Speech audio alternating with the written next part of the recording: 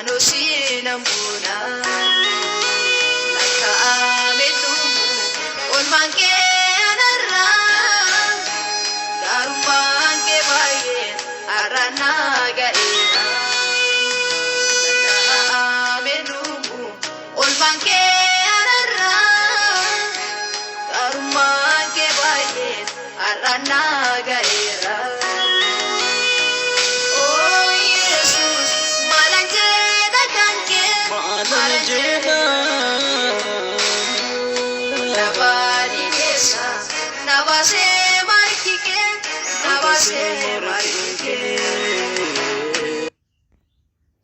Nagaa fi araarri Waaqayyoo gooftaa keenya Yesuus Kiristoos hunduma keessaniif haa baay'atu.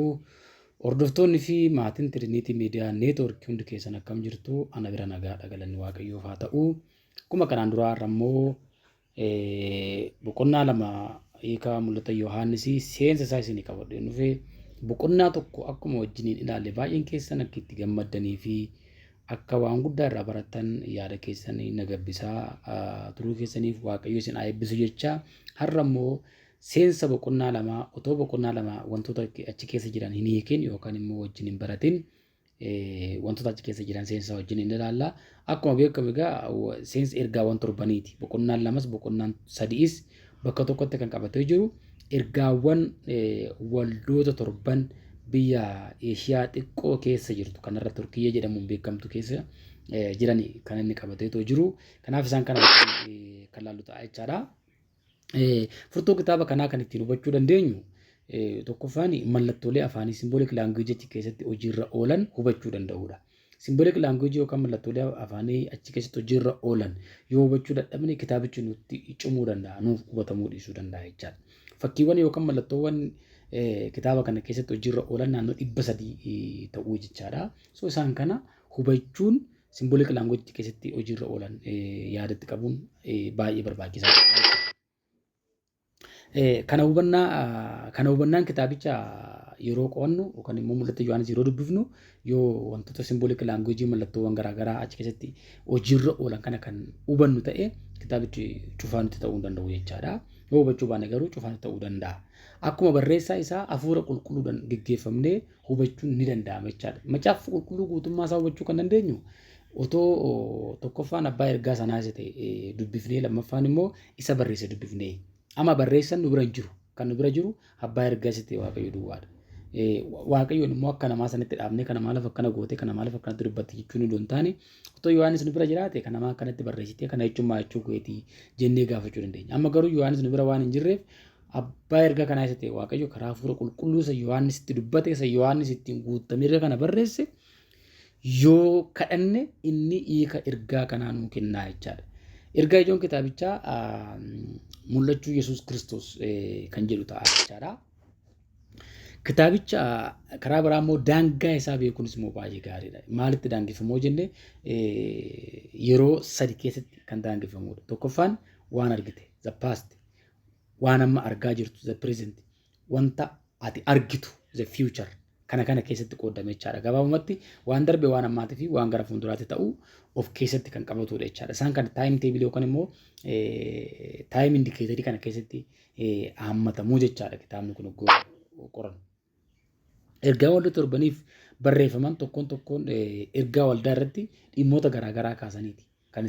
Kan inni Waaqayyo gooftaan kan inni Yohaannisitti dubbate dhimmoota garaagaraa kaasee cimina isaanis dadhabbina isaanis waldoota kana gubbaatti kaasee karaa garaagaraa isaanitti dubbate jechaadha. Isaan kun yaadota gurguddoo torba ta'anii afaan Ingiliffaatiin akka kootti yookaan immoo akka tiyoorii koo jedhamuu danda'a. Akka guutan jedhamee heeramuu danda'a jechaadha. 7C jennee keenya jechaadha. Isaan kun the first C is commission, ergama. The second one is character, amala. The third one is commendation, galateeffachuudha. The fourth one is condemnation, qeeqa. The fifth one is correction, sirreeffama.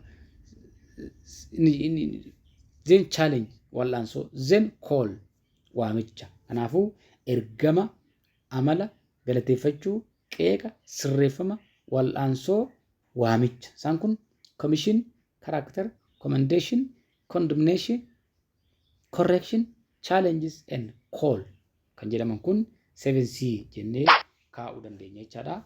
Kun akkaataa teessuma kaartaa waldoota torban sana ibsuudha.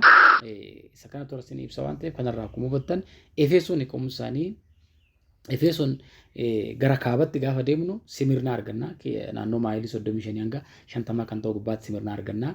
Xiqqoo immoo gara kibbaatti yeroo naannofne Sardees arganna. Sardees immoo gara kaabattis gara kibbaattis gaafa deemnu waldaa lama arganna.